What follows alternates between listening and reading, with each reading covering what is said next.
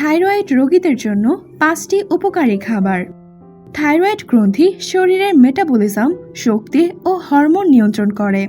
Hypothyroidism বা hyperthyroidism হলে সঠিক খাবার বেছে নেওয়া খুবই গুরুত্বপূর্ণ। তাই এই 5টি খাবার থাইরয়েড রোগীদের জন্য বিশেষভাবে উপকারী। 1. আয়োডিনযুক্ত খাবার।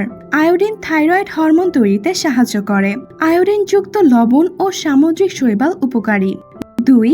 ডিম। ডিমে আয়োডিন, সেলেনিয়াম এবং প্রোটিন থাকে যা থাইরয়েড ফাংশন ভালো রাখতে সাহায্য করে। 3. দুধ বা দই। ক্যালসিয়াম ও ভিটামিন ডি থাইরয়েডের ভারসাম্য রক্ষায় সহায়ক। দই হজমেও সাহায্য করে। 4. বাদাম। সেলেনিয়াম থাইরয়েড হরমোন অ্যাক্টিভেশনে কাজ করে। ব্রাজিল নাটস, আখরোট ভালো বিকল্প। 5. সবুজ শাকসবজি।